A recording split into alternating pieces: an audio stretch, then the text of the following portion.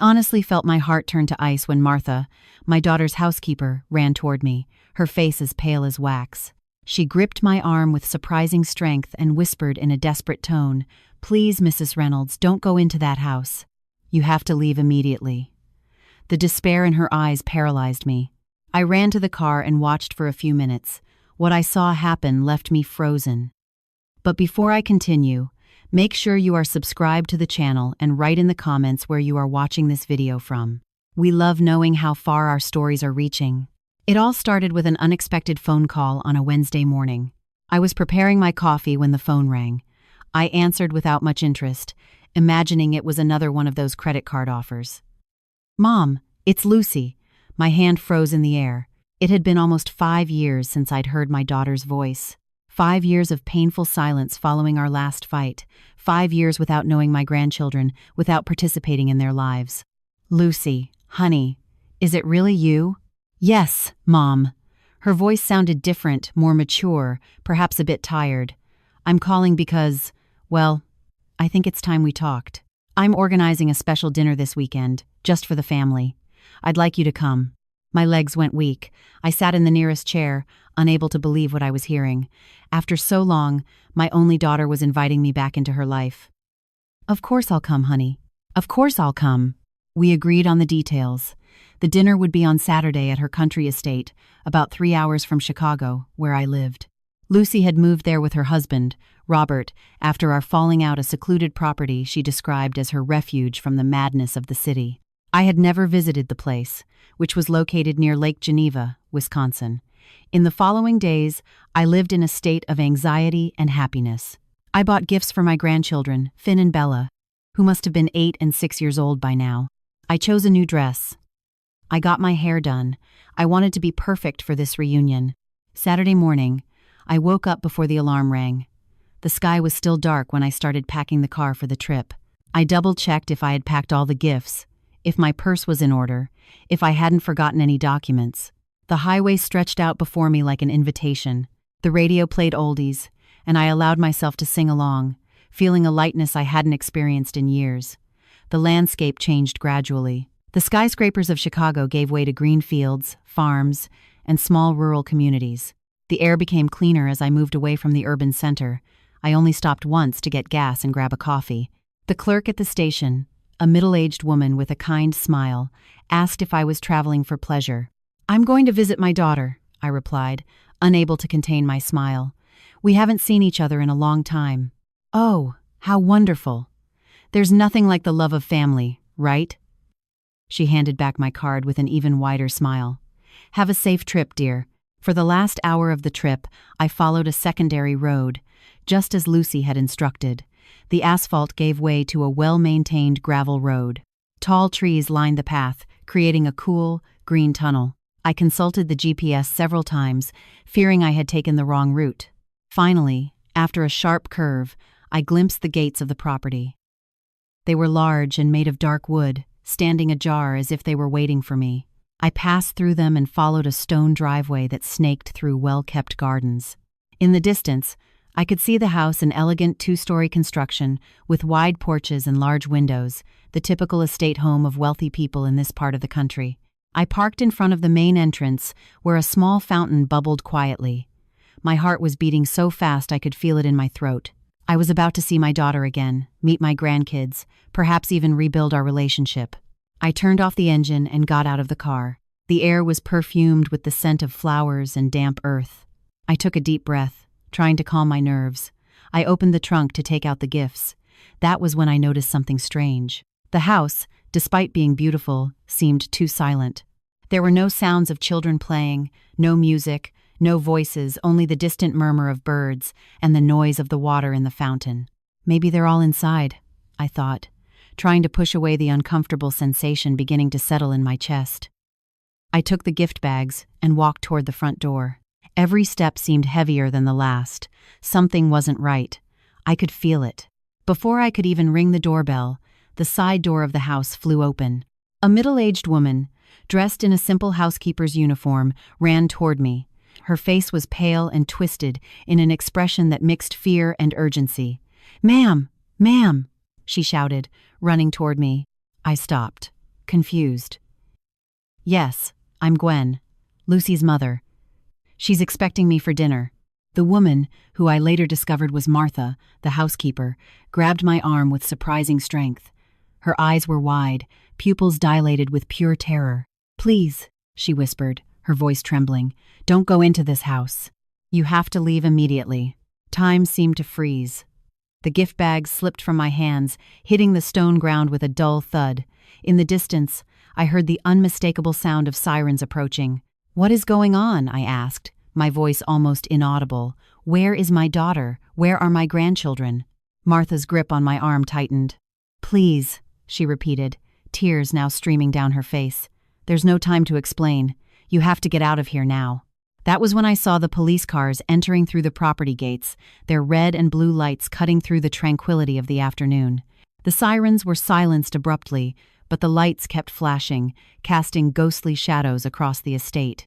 2 officers got out of the first car, followed by an older man wearing a well-cut gray suit. By his posture and the way the others treated him, I identified him as someone of authority, a captain. Martha let go of my arm as they approached, but remained by my side, shaking visibly. Mrs. Gwen Reynolds? The man in the suit asked, his voice deep and controlled. I nodded, unable to form words. Fear had formed a knot in my throat. I am Captain August Miller. He showed me his badge quickly. We need to talk about your daughter, Lucy. Where is she? I finally managed to ask. What happened? Why doesn't Martha want me to go into the house? The captain exchanged a look with one of the officers before turning his attention back to me. Ma'am, it would be better if we spoke in a more appropriate place. No, my voice came out louder than I intended. I'm not going anywhere until I know what is happening with my daughter. I came for a family dinner. I received a call from her 3 days ago. A heavy silence settled. The captain seemed to be carefully considering his next words.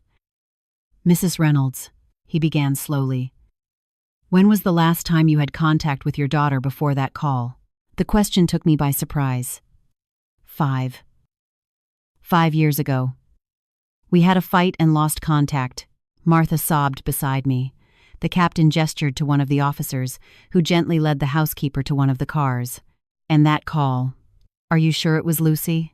Of course I am. I know my own daughter's voice. But as I spoke, a doubt began to form. The voice had sounded a little different.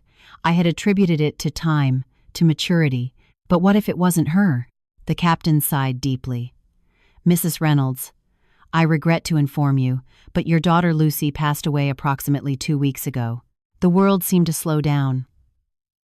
The captain's words reached my ears as if coming from very far away, distorted, impossible. My knees gave way, and if it hadn't been for the officer who quickly stepped forward to hold me, I would have collapsed on the ground. No, that can't be, I murmured. I spoke to her. She invited me to dinner today. Now the captain signaled, and the officer led me to a stone bench near the fountain. I sat down, feeling as if all the air had been ripped from my lungs. I know this is extremely difficult to hear, ma'am, the captain continued, sitting beside me, but Lucy's death is being investigated as a homicide. Your son-in-law, Robert, has been missing since then and is our prime suspect. Every word was like a stab wound. My daughter, dead. Robert, a suspect, and someone luring me to this house pretending to be her. The children? I asked with a trembling voice. They are fine. They are with Robert's parents. A momentary relief amidst the chaos. At least my grandchildren were safe. Mrs. Reynolds, I need to know exactly what was said in that call. It could be crucial to our investigation. I tried to organize my thoughts, fighting against the fog of shock and grief that threatened to engulf me. I recounted the conversation, word for word, as far as I could remember. The captain listened attentively, taking occasional notes in a small notebook. And you didn't notice anything strange? He asked with the intensity of a TV detective. Hesitations? Unusual questions? Details that Lucy should know but seemed unaware of? I closed my eyes, trying to relive the conversation. She seemed to know everything about our last fight. She mentioned it was time to leave the past behind. She spoke the names of my grandchildren. But a memory surfaced, a detail I had ignored. She called me Mom the whole time. Lucy always called me Mama, even as an adult. The captain nodded slowly, noting that information down. Anything else? No. She asked about my husband, Paul. He passed away 2 years ago. But Lucy didn't know that. If it were really her, she would have asked about him differently. A somber expression crossed the captain's face. He stood up, signaling to the officers waiting near the cars. "We need to sweep the property again," he ordered. He turned back to me. "Mrs. Reynolds, I believe someone lured you here deliberately, possibly Robert or someone acting under his orders." I looked at the house I had never visited before, the house where my daughter had lived her final years, far from me. A wave of nausea hit me. If I hadn't fought with her, if we hadn't lost contact, maybe. "Why?" I whispered. "Why lure me here?" The captain hesitated. "We aren't sure yet, but Robert disappeared with a significant amount of money following Lucy's death. We believe he was involved in illicit dealings, perhaps with organized crime, and may have used her death to try and cover his tracks." Martha, who had returned and was standing a few feet away, sobbed again. The captain looked at her with an expression I couldn't decipher. "Martha has worked for the family for many years," he explained. She was the one who called the police when the incident occurred. I stood up unsteadily and walked toward Martha. The housekeeper seemed to have aged 10 years since she had run out to stop me from entering the house. "You knew it wasn't Lucy on the phone," I said quietly. "It wasn't an accusation, just a realization." She nodded, wiping her tears with the back of her hands. "I answered some calls in the last few days. Someone asking details about the family, about you. They claimed to be from an insurance company. I suspected, but I wasn't sure. Then, last night, I heard someone in the house. I thought it was the police again, but when I looked out the window, I saw a man I didn't know. He seemed to be looking for something. I got scared and hid." "Why didn't you call the police?" "I did. But when they arrived, the man was already gone. They said they would increase patrols. But," she swallowed hard, "this morning, I found this in the kitchen." Martha pulled a folded piece of paper from her apron pocket and handed it to me with trembling hands. It was a handwritten note in block letters. "Gwen arrives at 4. Be ready." An officer approached the captain quickly, interrupting our conversation. They spoke in low voices, but I could sense the tension on their faces. The captain nodded gravely before turning to me. "Mrs. Reynolds, we just received intel that a man matching Robert's description was seen less than an hour ago on a nearby highway, driving toward the property." My blood froze. The idea that my daughter's killer, my own son-in-law, could be approaching was terrifying. "We have to get you out of here immediately," the captain continued. "It's not safe." At that moment, a strange sensation took over me. Behind the fear, a deep rage began to grow. This man had taken my daughter from me. He had stolen the chance for reconciliation, to meet my grandchildren, to fix the mistakes of the past. And now he was coming to what? To kill me too? "No," I said firmly, surprising myself. "I'm not going to run." The captain looked at me with astonishment. "Mrs. Reynolds, I understand your suffering, but this is non-negotiable. We have to guarantee your safety. If Robert is coming here, it's because he wants something from me. Maybe it's the only chance you have to capture him." "Absolutely not," the captain replied firmly. "We are not going to use a civilian as bait in a police operation." I hesitated. A crazy idea was forming in my mind. What if we pretend I didn't discover the truth? What if I go into the house as planned? The captain began to shake his head, but I continued. "You could hide, observe. If Robert shows up, you catch him."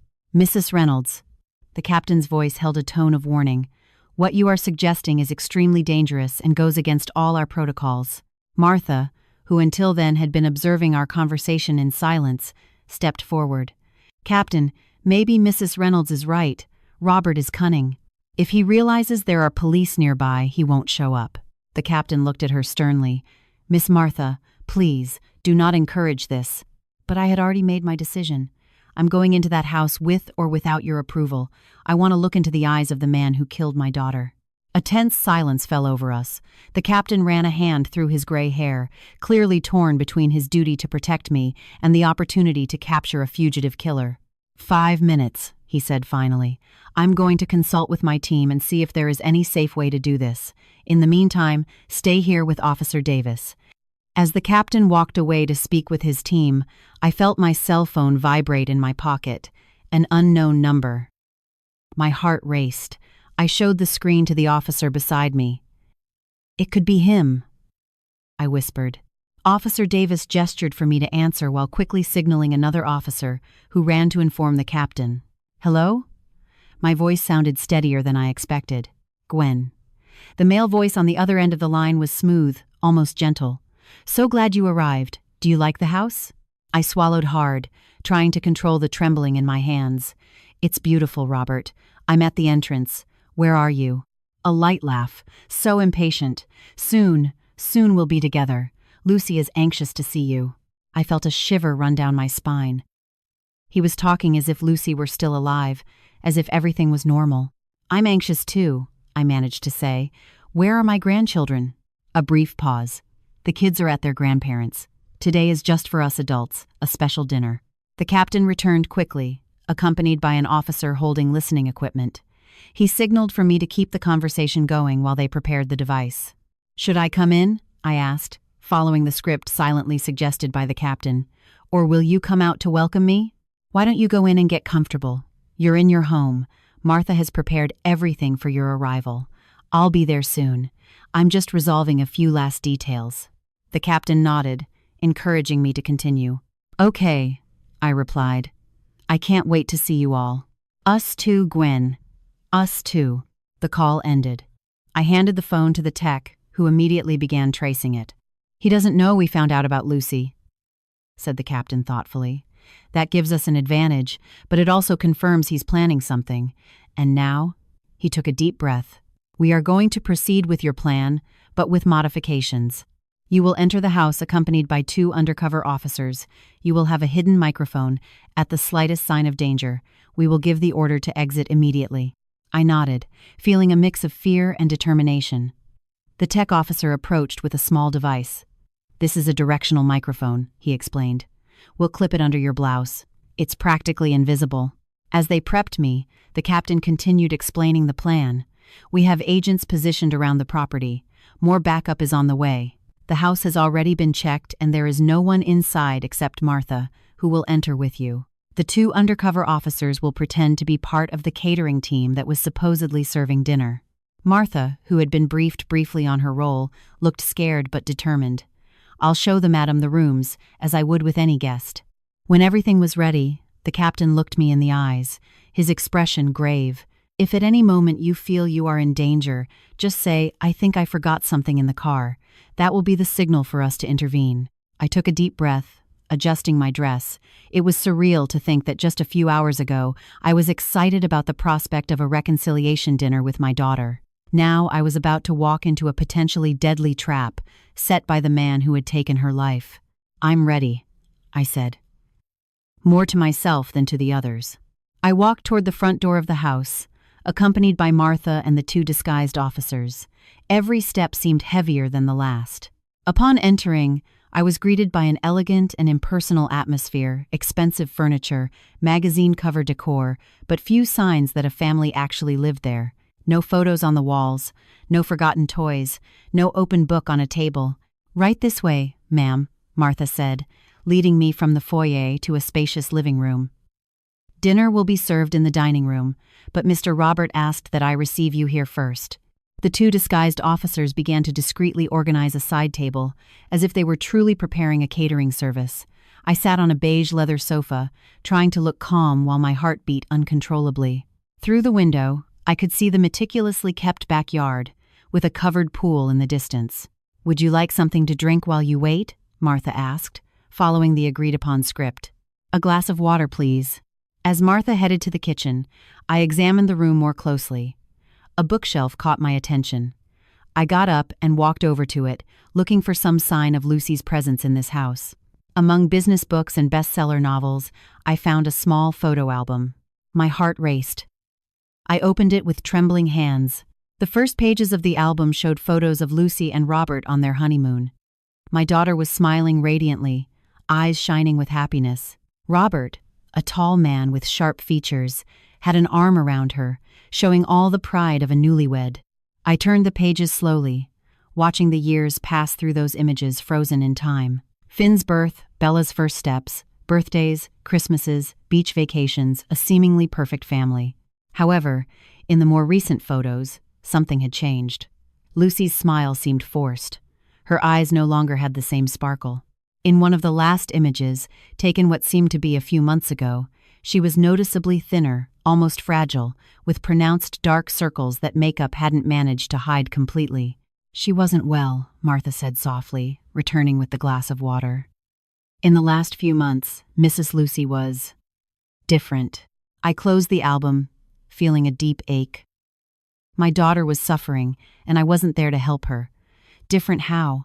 Martha looked nervously at the disguised officers before answering, anxious, scared sometimes.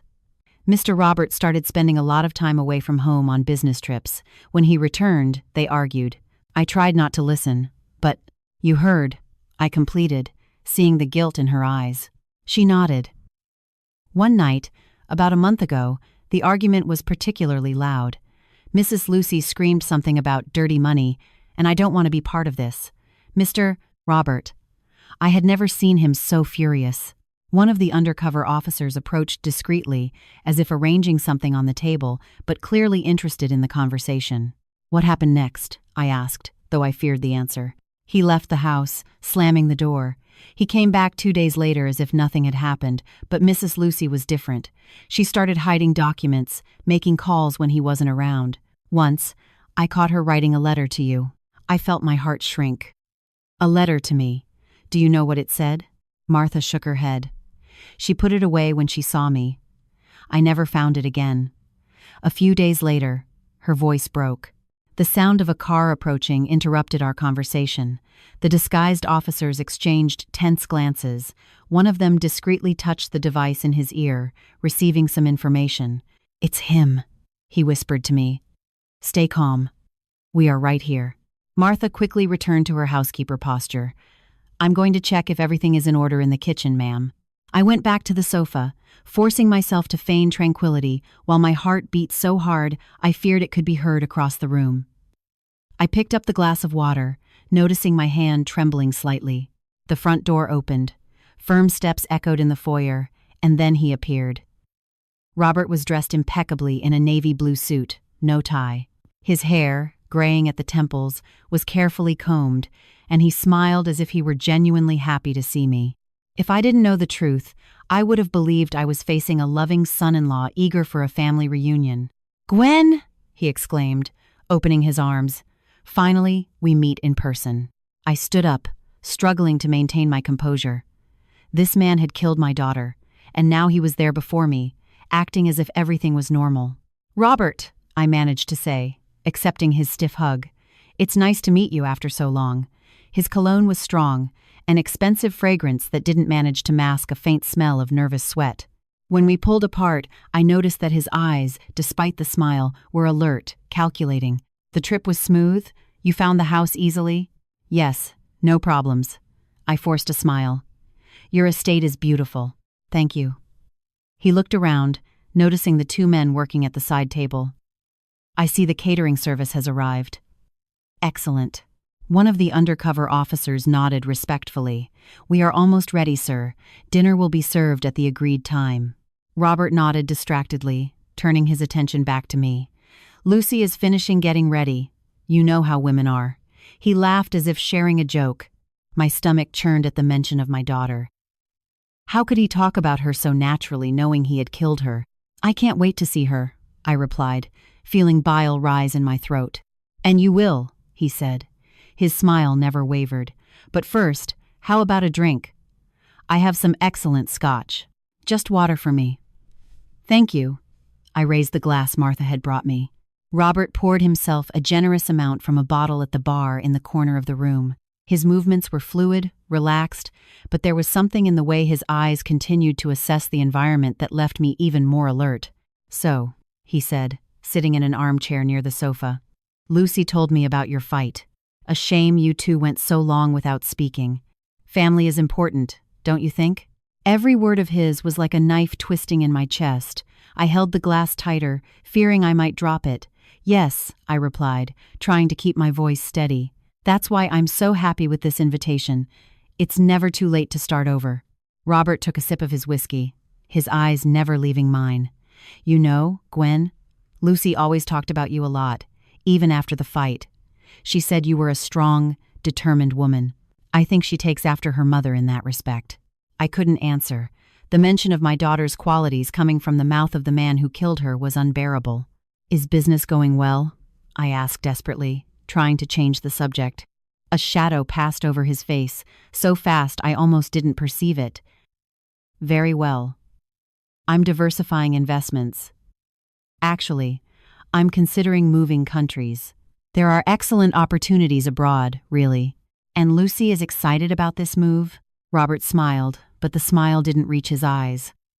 "Let's just say she is adapting to the idea." One of the undercover officers approached. "Sir, should I start serving the appetizers now?" "Not yet," Robert replied without looking away from me. "Let's wait for my wife to come down." The officer nodded and backed away. Robert finished his whiskey in a single gulp and got up to pour more. His movements were fluid, but I perceived a growing tension in his shoulders. "And Paul?" he asked suddenly. "Lucy mentioned your husband wasn't in good health." My heart raced. This was the ultimate test. The real Robert would know that Paul had passed away. Whoever was calling me pretending to be Lucy didn't know that crucial detail. "Paul is." I hesitated, deciding to go along with the charade. "He couldn't come. He's in treatment." Robert nodded, sitting back down. A shame. I would have liked to meet him too. An uncomfortable silence fell over us.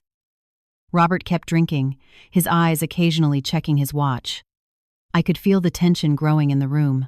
The undercover officers moved with apparent casualness, but they were clearly attentive to Robert's every move. "It's getting late," I commented, looking out the window where the sun was beginning to set. "Maybe I should go see if Lucy needs help." Robert stood up abruptly. "No." His voice came out louder than it should have. He quickly composed himself.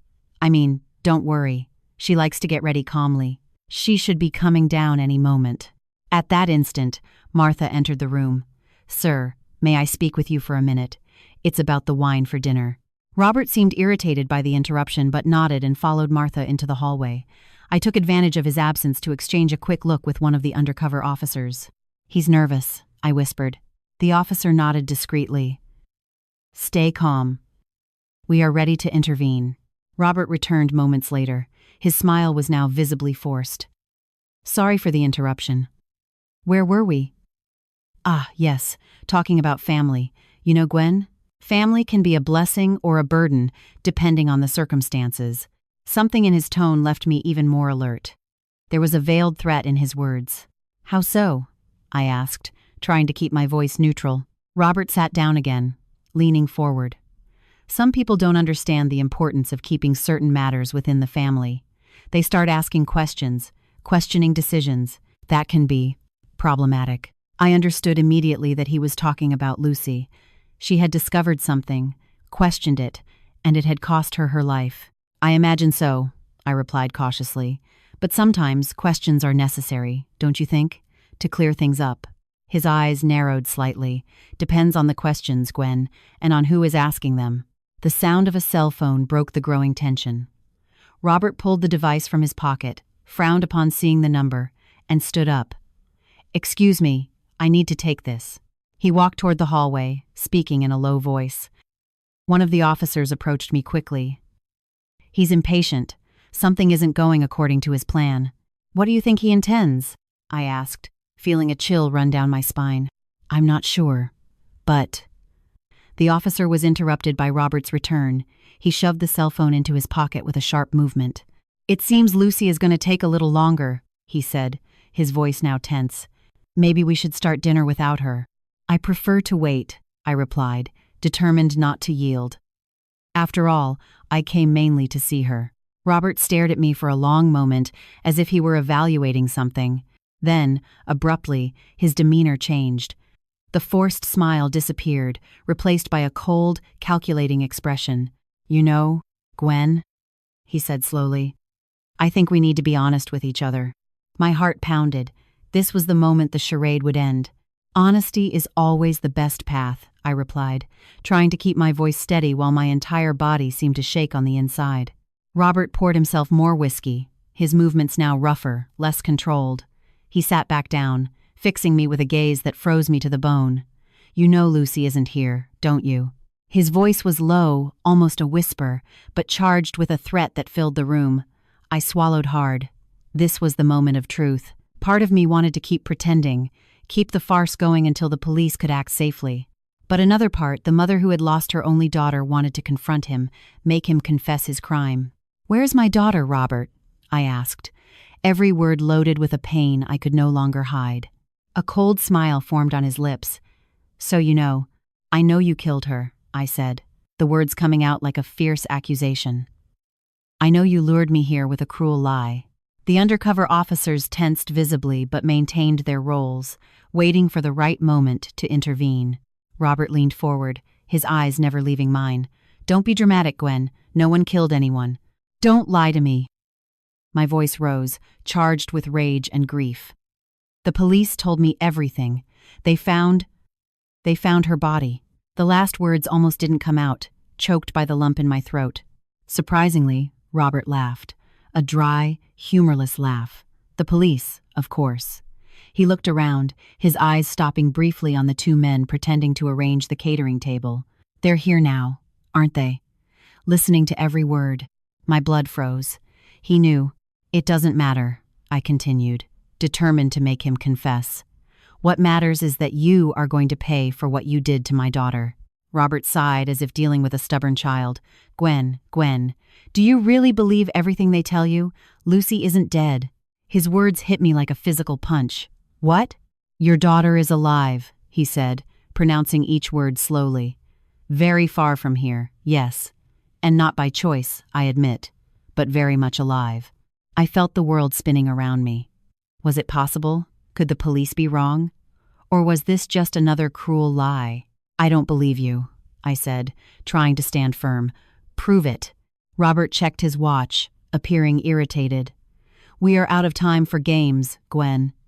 I came here for a specific reason, and it's not to keep arguing about your daughter's whereabouts." "What reason?" "Lucy hid something that belongs to me, something very valuable, and you are going to help me find it." I felt a pang of hope mixed with fear. If he was looking for something Lucy had hidden, maybe she really was alive somewhere. "Why would I help you?" Robert smiled, a cold smile that didn't reach his eyes. "Because if you do, I'll tell you exactly where Lucy is. And if not..." One of the undercover officers coughed, drawing my attention. His look conveyed a clear message. "Play along, keep him talking." "What exactly are you looking for?" I asked. "A USB drive," he replied. "Small, black, with a gold dragon symbol. Lucy hid it somewhere in this house before she left." "And what's on that drive that's so important?" Robert laughed again. "Information, Gwen. The kind of information that can ruin lives or save them depending on who possesses it." Martha entered the room silently, bringing a tray with water and more glasses. As she placed it on the table, our eyes met briefly. There was something in her eyes, a message I couldn't completely decipher. "Let's assume I believe you," I said, resuming the conversation with Robert. "How could I help find something in a house I've never visited before?" Robert stood up abruptly, beginning to pace the room. His apparent calm was crumbling. "Did Lou send you anything in the last few weeks? A letter? An email? Anything?" I shook my head. I had no contact with my daughter for 5 years until I got the call, which I now know wasn't from her. Robert stopped, looking at me intensely. "Are you sure?" "Think hard, Gwen. It could have been something seemingly innocent. A birthday card, maybe." I made a gesture to deny it again, but then I remembered. Wait, I received a Christmas card. I thought it was strange after so long, but... Robert approached quickly, almost threateningly. "Where is it? Did you bring it?" "No, it's at home," I replied, stepping back instinctively. "What did the card say?" he asked, his voice now urgent. "Just Merry Christmas, Mom. Love, Lucy." I frowned, trying to remember more details. It had a picture of a Christmas tree, nothing special. Robert cursed under his breath. There must be something else. Any code? Any hidden message? There was nothing, I insisted. Just the basic text and her signature. He seemed to consider it for a moment, clearly frustrated. Then another idea seemed to strike him. The signature. How did she sign exactly? How was it spelled? I closed my eyes, trying to visualize the card. It was her handwriting, I'm sure. It just said Lucy, Lucy, like she always wrote. Robert froze. Lucy? Are you absolutely sure? Yes, I confirmed, confused by his reaction. Why? A slow smile spread across his face. Because my wife always signed Lucy with an IE. Ever since we got married, she changed the spelling of her name. I felt as if the floor had disappeared beneath my feet. If what he said was true, then the card wasn't from my daughter. But if it wasn't from her, then who? Robert turned toward the disguised officers, his smile now wide. Very clever. You almost got me. In a quick movement, he pulled a gun from inside his jacket. The officers reacted immediately, revealing their own weapons. Police! Drop the gun now! One of them shouted. Chaos erupted in seconds. Robert grabbed my arm, pulling me in front of him, using me as a human shield. I felt the cold barrel of the gun against my temple. Nobody move, he screamed, or she dies first. The officers positioned themselves, guns pointed, but unable to shoot safely.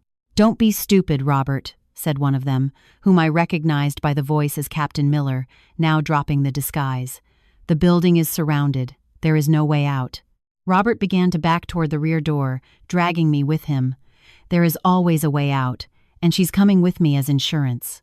My heart beat so hard I thought it might explode. The paralyzing fear was replaced by a growing rage. This man had done something to my daughter, dead or alive. I still didn't know, and now he was willing to use me to escape. As we were forced backward down the hallway, passing through the kitchen toward the back of the house, my mind worked frantically. The police couldn't shoot while I was in the line of fire. Robert had the momentary advantage, but I wouldn't just be a passive victim. You lied.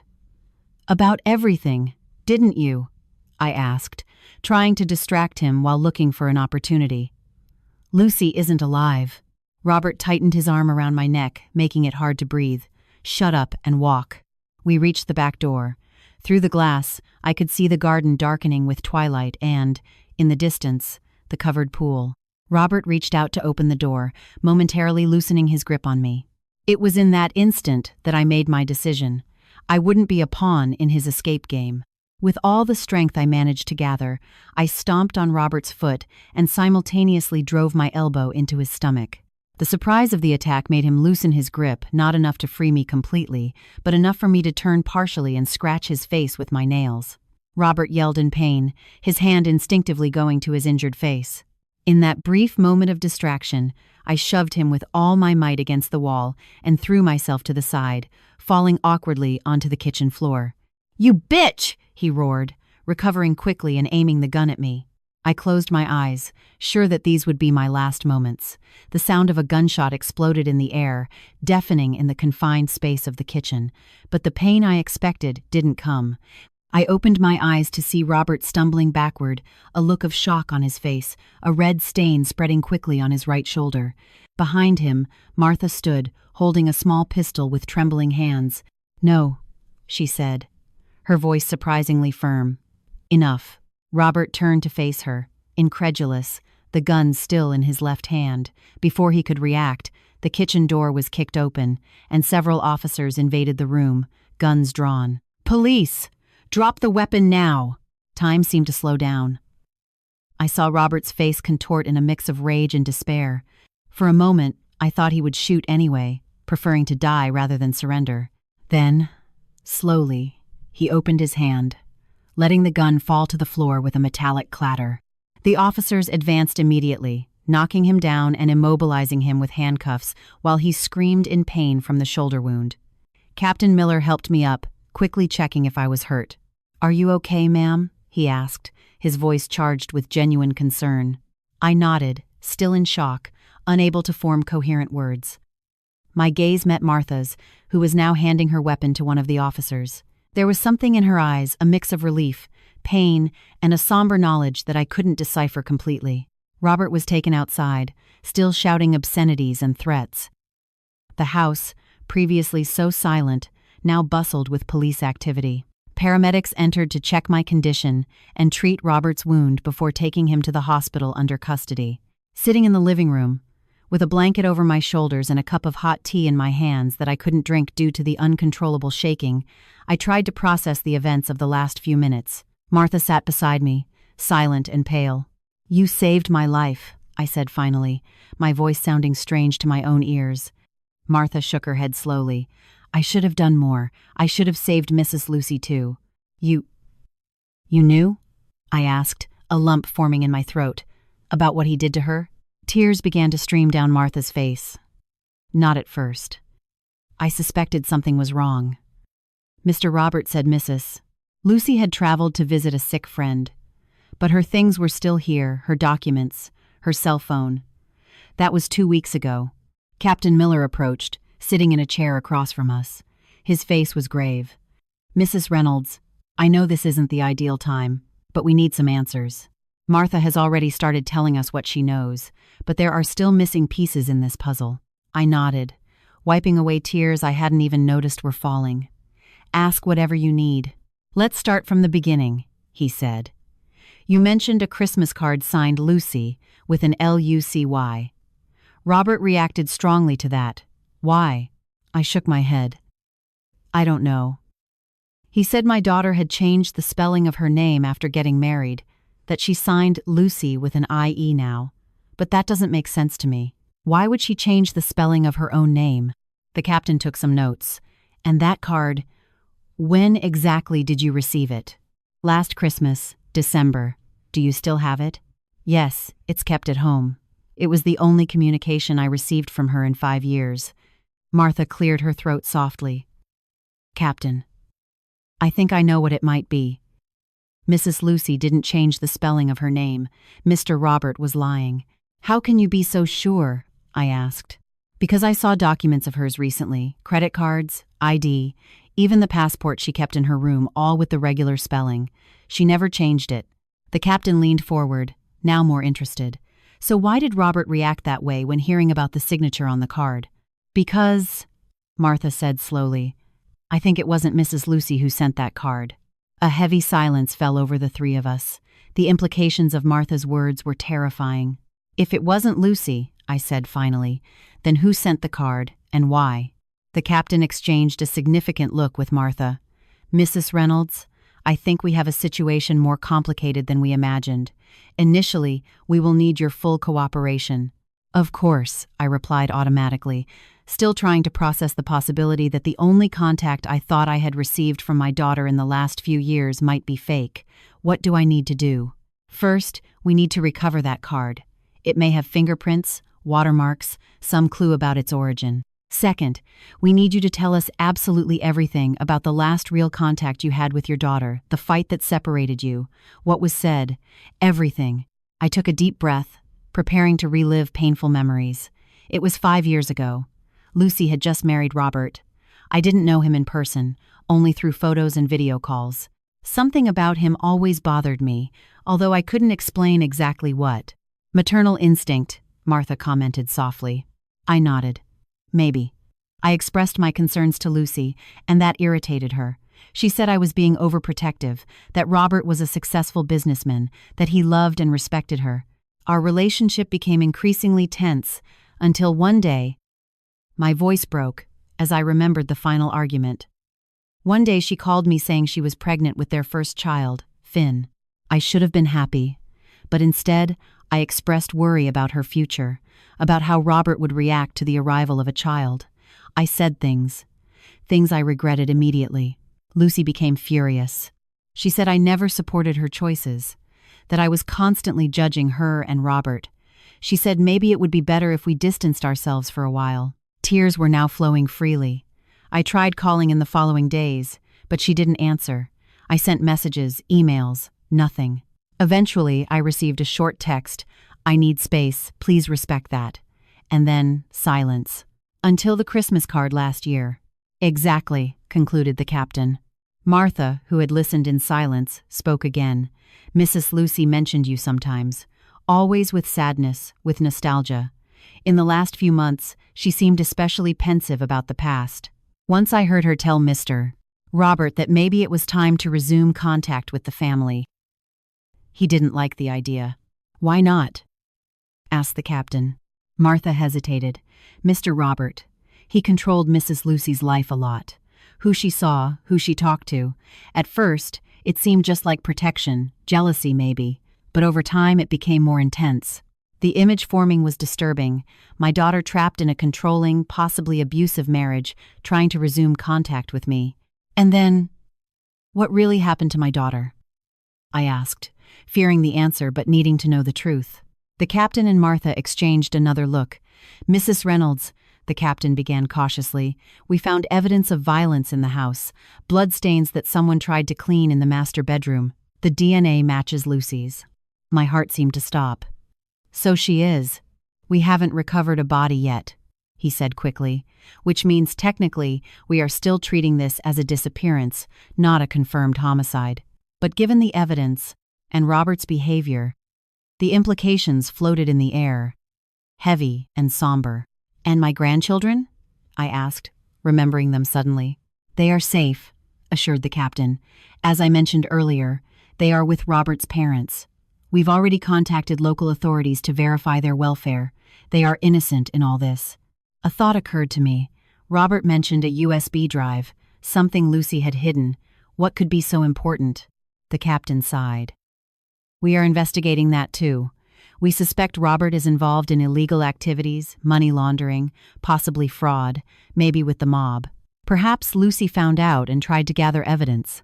"The USB drive with the gold dragon," I murmured, remembering Robert's description. Martha sat up suddenly. "Wait, I've seen that. A small black drive with a gold dragon. Mrs. Lucy always had it with her in her purse.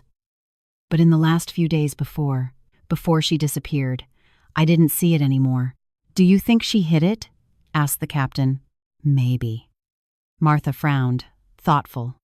She was particularly interested in old photo albums the week prior. She spent hours looking at family photos. The captain stood up. "We are going to start a systematic search of the house. If that USB drive is here, we will find it." As he walked away to organize the operation, I remained seated in silence, staring at nothing, trying to absorb the horror of the situation. My only daughter, probably dead, a killer son-in-law, grandchildren I barely knew and who were now motherless. "He's going to pay for what he did," Martha said softly, placing her hand on mine. "I promise you, ma'am. He won't escape this time." "This time?" I asked, noticing the peculiar choice of words. Martha hesitated, biting her lip. "There were previous incidents. Mrs. Lucy fell down the stairs once. Broke her arm. She said it was an accident, but I saw bruises in places a fall wouldn't explain. Another time, she showed up with a black eye. Said she walked into a door. Rage began to replace the shock in my heart. Why didn't anyone do anything? "I tried," said Martha, her voice trembling. "I talked to her, offered help. She always denied it. Said everything was fine. Mr. Robert was very respected in the community, very powerful. Like a boss. Who would believe the word of a housekeeper against his?" I took a deep breath, trying to control the rage and guilt threatening to consume me. If I hadn't let a stupid fight separate us for so long, maybe I could have seen the signs. Maybe I could have helped my daughter before it was too late. "You did what you could," I finally told Martha, "and today you saved my life." She shook her head. "It wasn't enough. I should have done more. Sooner. We both should have," I replied, fresh tears emerging. "But now all we can do is ensure Robert pays for what he did and discover the truth, whatever it may be." In the garden beyond the window, flashlight beams moved as officers searched the property. Night had fallen completely, transforming the house, which should have been the setting for a family reconciliation, into a grim crime scene. Somewhere, perhaps right there, were the answers we sought, and I wouldn't rest until I found them. It was past midnight when Captain Miller returned to the living room where I was still waiting, now wrapped in a thicker blanket as the night air had chilled considerably. His eyes were tired, but there was an intensity in his gaze that alerted me immediately. "We found something," he said, sitting across from me. I straightened up, suddenly alert. "What?" A secret compartment in the bottom of the closet in Lucy's room, well hidden behind a false jewelry drawer. He placed a clear plastic bag on the coffee table. Inside was a small black object, the USB drive with the gold dragon symbol. I looked at the object with a mix of hope and apprehension. What's inside? We don't know yet. It's encrypted. We'll need specialists to access the content. The captain hesitated. But that's not all we found. I felt my heart race. There's more? He nodded gravely. Along with the USB drive, there was a letter addressed to you. My hand started to shake. A letter from Lucy. The captain pulled another plastic bag from his pocket. This one contained a plain white envelope. Through the plastic, I could see my name written in my daughter's unmistakable handwriting. We haven't opened it yet, he explained. It's evidence in a criminal investigation, but given the circumstances, I thought you should see it first. He called a forensic technician who approached with gloves and a small knife. Carefully, the technician opened the envelope along the side, preserving the evidence as much as possible, and removed a folded sheet of paper. After briefly checking it, he handed it to the captain, who held it up so I could read. The letter was dated 2 weeks ago, just days before Lucy's supposed disappearance. Dear Mama, if you are reading this, something went wrong, very wrong. I hope this is just an excess of caution on my part, but the last few months have taught me to always be prepared for the worst. First, I need to say how sorry I am for our fight, for the years of silence, for letting my wounded pride keep us apart for so long. You were right about Robert. You were right from the beginning, and I was too stubborn to see it. I discovered terrible things, Mama. Robert isn't the successful businessman everyone thinks. The money, the properties, it all comes from illegal activities. Money laundering for a cartel, extortion, fraud. I found out by accident when I found documents he tried to hide from me. When I confronted him, he showed his true face. The violence that was once contained and occasional became open and terrifying. On the USB drive I hid along with this letter is all the evidence. Documents, bank transfers, recordings of conversations enough to put him in prison for decades. I made backup copies sent to trusted people with instructions to hand them over to authorities in case anything happens to me. I plan to run away with the kids this weekend to your house. I know you would take us in even after so long, but Robert is becoming increasingly unpredictable, more dangerous. If I don't manage to get out in time or if something happens to me, I need you to know the truth and protect my children. Finn and Bella are frequently with Robert's parents. They are good people who have no idea of their son's true nature. If I disappear, Robert will probably say I ran away, that I abandoned them. It's a lie. I would never abandon my children. Mama, I know it's a lot to ask after so long, but I need you to fight for them. Tell the truth. Use this evidence to ensure Robert pays for his crimes and that my children grow up knowing their mother loved them more than anything. I will try to contact you in the coming days. If you don't hear from me, please go to the police immediately. Do not come alone to our house. Robert is dangerous and has connections. I love you, Mama. I always loved you, and I am so sorry for all the time lost. Your daughter, Lucy, with a Y, as you always insisted it be written. Tears streamed freely down my face as I read my daughter's last words. Her final thought had been for her children and for our reconciliation, a reconciliation that would never happen. She knew, I whispered. She knew he might kill her. The captain nodded gravely. This explains a lot. Robert didn't just kill your daughter. He was trying to cover up his crimes. The USB drive contains evidence that can incriminate him for much more than a homicide. But why lure me here? I asked. If he had already done what he did to Lucy, why did he want me here? Probably he believed you might have another copy of the evidence, or maybe you would know where Lucy had hidden it, replied the captain. And there was another problem for him. If you suspected your daughter's disappearance and went to the police, the investigation could lead to that same evidence. So he planned. To eliminate me too, I couldn't complete the sentence. Yes. Make it look like an accident or even a suicide, the desperate mother who couldn't handle her daughter's abandonment. A tremor ran through my body. And the Christmas card I received? What did that mean? The captain frowned. That is a piece of the puzzle we still don't fully understand.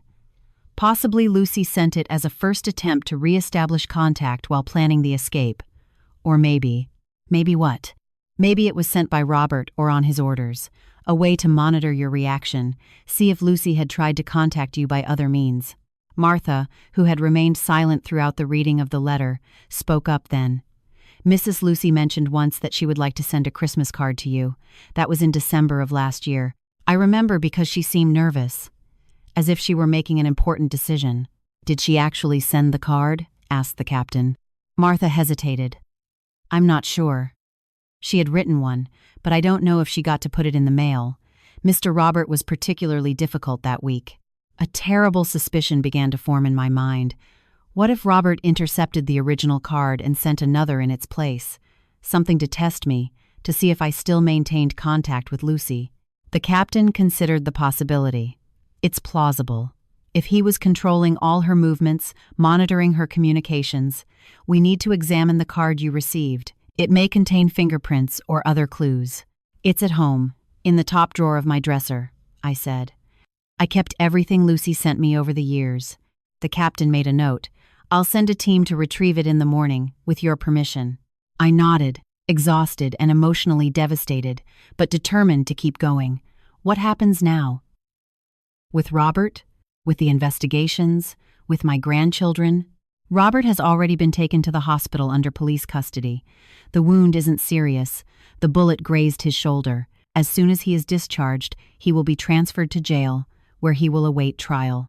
With the evidence we have now, especially this letter and whatever is on the USB drive, it's unlikely he will get bail. And my grandchildren? For now, they will continue with the paternal grandparents. From what we know, they have no knowledge of their son's criminal activities.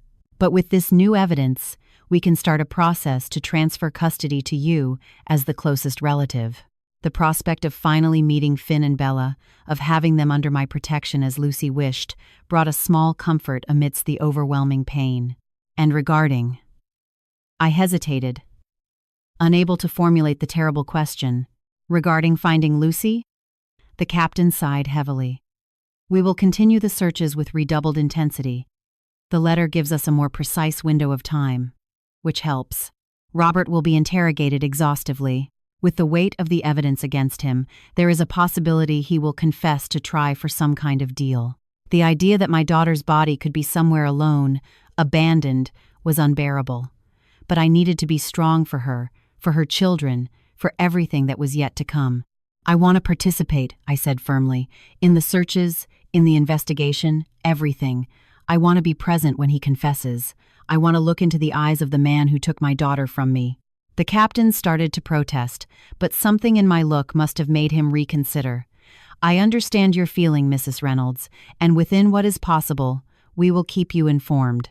But some parts of this process need to follow strict protocols to ensure Robert doesn't escape justice on some legal technicality. I accepted his explanation with a tired nod. The adrenaline that had kept me alert was beginning to dissipate, leaving only a deep exhaustion and a pain I knew would never disappear completely. Can I go home now? I asked. Of course. The captain stood up. I will provide a police escort, and if you prefer, we can arrange a place for you to stay tonight. A hotel, maybe. I don't recommend you stay alone after all this. The idea of returning to my empty house, with all the memories and the fresh pain of loss, was almost unbearable.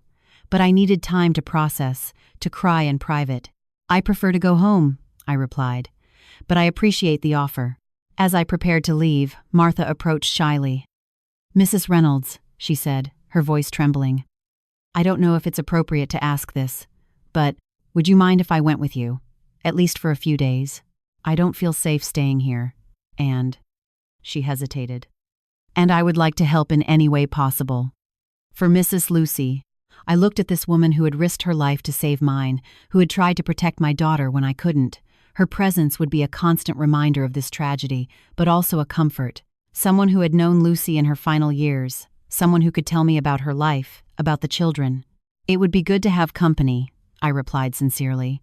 Captain Miller accompanied us to the exit, where a patrol car was waiting for us. Before leaving, I cast one last look at the house that should have been the scene of a family reconciliation, and which, instead, had become the epicenter of a tragedy. Somewhere, perhaps right there, were the final answers about my daughter's fate, and I swore silently that I wouldn't rest until I found them. 3 months passed since that terrible night. 3 months of intense investigations, exhaustive testimonies, mourning, and small steps toward rebuilding a life devastated by tragedy. Lucy's body was found 2 weeks after my visit to the house.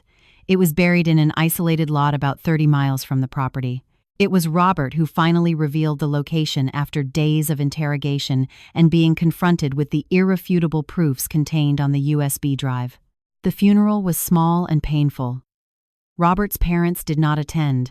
They were devastated by the revelation of their son's true nature and too ashamed to face the victim's family. But they brought Finn and Bella, allowing me to finally meet my grandchildren. Finn, at 8 years old, was the image of Lucy as a child, the same curious eyes, the same determined chin. Bella, at 6, was more reserved, her large, dark eyes observing everything with a wisdom beyond her age. Both were confused, scared, trying to understand a world that had collapsed around them. "Are you Grandma Gwen?" Finn asked when we were introduced. "Mom talked about you." My heart broke and mended simultaneously. "Yes, my love, it's me." "She said you told the best stories," he continued, his small voice trying to find something familiar in a sea of uncertainties. "That you made the best pancakes in the world?"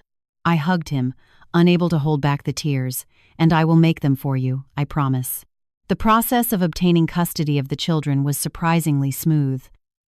Robert's parents, although deeply affected, recognized that I was the person Lucy would have chosen to raise her children. We agreed that they would remain present in the children's lives. After all, they held no guilt for their son's crimes. Martha stayed with us. What started as a temporary arrangement turned into something permanent. She knew the children's routine, their preferences, their little quirks. Her presence provided valuable continuity amidst so many changes. For me, she was both practical help and a link to the last years of Lucy's life. Robert was formally charged with first-degree murder, in addition to a series of financial crimes revealed by the contents of the USB drive. There would be no plea deal, no reduced sentence. The prosecutor was seeking the maximum penalty, and all evidence pointed to a certain conviction. The trial was scheduled for next month. I would be one of the key witnesses, a prospect that filled me with anxiety, but also determination. I wanted to look into the eyes of the man who had taken my daughter from me and ensure he paid for what he had done. As for the Christmas card I had received the previous year, the investigation revealed that it had indeed been sent by Lucy, a first attempt to re-establish contact, exactly as I had hoped. Robert didn't know of its existence, which explained his surprise upon hearing about the signature with a Y. That small gesture from my daughter, that attempt at reconciliation that arrived too late, became simultaneously a source of comfort and indescribable pain. Today, sitting on the porch of my house as I watch Finn and Bella play in the garden, I think about how life can change in an instant, how an unexpected call can start a chain of events that transforms everything irrevocably. The pain of losing Lucy will never disappear completely. There are days when I wake up feeling the overwhelming weight of her absence, the injustice of a life interrupted so brutally, the years of reconciliation that were stolen from us. There are days when guilt consumes me. If I had maintained contact, if I had ignored my wounded pride, maybe I could have helped her before it was too late. But there are also moments of light amidst the shadows. The sound of Bella's laughter when she learns a new game, Finn's focused look when showing me his homework. The stories we share about Lucy, keeping her memory alive through words. Martha approaches, bringing a tray with lemonade. "The children seem happier today," she comments, sitting beside me. Yes, I agree. Every day is a small step. We watch in silence as Finn helps Bella get onto a makeshift swing. Their laughter fills the afternoon air, a sound I previously feared I would never hear in my house again. "Mrs. Lucy would be proud," Martha says softly, "to see how you are taking care of them, of how everyone is moving forward." I feel tears forming, but this time they aren't just from pain. "I hope so. I am sure," she affirms with conviction. "You are doing exactly what she asked in her letter. You are protecting her children. You are guaranteeing that Robert pays for his crimes. You are fighting for the truth." I nod, unable to speak for a moment. When I finally find my voice, it comes out low but firm. "Do you know what else haunts me? That she planned to come here with the kids. That she was so close to escaping." Martha puts her hand on mine. "But in a way, she did. Through you. Finn and Bella are safe. The truth came out. Robert can no longer hurt anyone. Her words offer a comfort I know I will carry with me in the difficult days still to come. The trial, the birthdays, the holidays without Lucy. Finn runs toward us, his face flushed with excitement. "Grandma, come see what Bella can do on the swing." I smile at my grandson, this precious gift Lucy left in the world. "I'm coming, my love." I stand up, feeling the weight of the last few months on my shoulders, but also a renewed resolve. For Lucy, for her children, I will keep going. I will keep fighting for justice. I will keep building the kind of safe and loving home she so desired for Finn and Bella. The housekeeper who stopped me from entering that house ended up saving not just my life, but also giving me a new purpose. Amidst the indescribable pain of loss, I found a new family. And although the road ahead is still long and often painful, I know I am no longer walking alone. As I join the children in the garden, I hear Bella's laughter, a sound so similar to Lucy's when she was little that it makes my heart shrink and expand simultaneously. And in that moment, I feel something I thought I would never experience again after that fateful night. Hope. Life continues, even after the worst tragedies. It continues through the children who grow, the memories we preserve, the justice we seek. And though nothing can bring Lucy back, I can honor her memory by living the way I know she would like, with courage, with love, and with the determination to create for her children the safe and happy future she so desired for them. Now, if you like this story, click subscribe and tell me in the comments which part left you with your mouth open. Oh, and don't forget to become a member to have access to exclusive videos that I don't upload here. I'll see you there.